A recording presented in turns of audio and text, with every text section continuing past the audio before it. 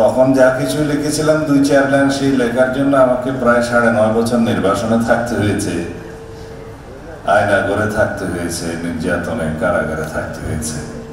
এক সময় আমি আর মাহমুদ ভাই আইসি প্রিজনস কি যেন পিজি হাসপাতালের প্রিজন সেল থেকে ওই করোনারি কেয়ার ইউনিটের একটা সেল ছিল, ওখানে ছিলাম।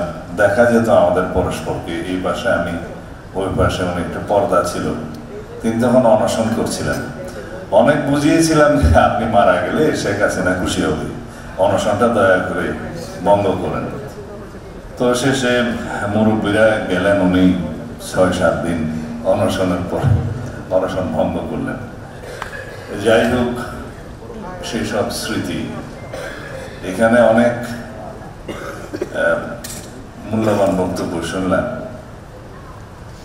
আমাদের ছাত্র গণ অভ্যুত্থানের গৌরবময় কাহিনীগুলো শুনলাম, রক্তঝরা দিনগুলোর কথা শুনলাম। আমরা এই অতীতের ভিত্তির উপরে দাঁড়িয়ে সামনের দিকে তাকাবো। আমাদের আগামীর বাংলাদেশ বিনির্মাণ আমাদেরকেই করতে হবে। আমাদের সন্তানদের জন্য এটি প্রকৃত শক্তিশালী গণতান্ত্রিক সমাজ, রাষ্ট্র এবং সরকার ব্যবস্থা রেখে যেতে হবে। এটা আমাদের সকলেরই পবিত্র দায়িত্ব, নাগরিক দায়িত্ব, রাজনৈতিক দায়িত্ব, সামাজিক দায়িত্ব। এই পত্রিকা সেই সামাজিক দায়বদ্ধতা থেকেই লিখে যাচ্ছে এবং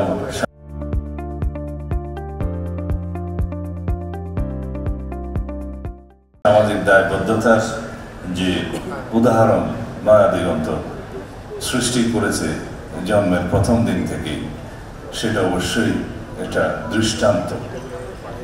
তারা ফ্যাসিবাদের সময়ে অনেক কৌশলে, সাহসিকতার সাথে যেভাবে ভূমিকা পালন করেছে, আমরা অনেক পত্রিকাকে সেভাবে দাঁড়াতে দেখিনি।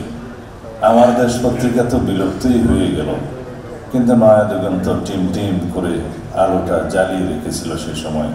ফ্যাসিবাদ বিরোধী গণতান্ত্রিক আন্দোলনে আপনাদের যে ভূমিকা, সেই গৌরবময় ঐতিহ্যমণ্ডিত ভূমিকাকে আমি শ্রদ্ধার সাথে স্মরণ করছি।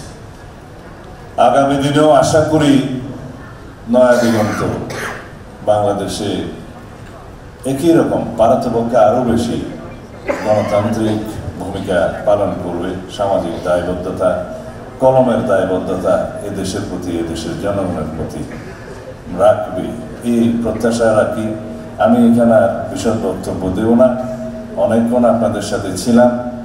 আমি আমার বক্তব্যের পরে আপনাদের অনুমতি নিয়ে আরেকটি অনুষ্ঠানে যেতে হবে, সেই জন্য আগে চলে যাব।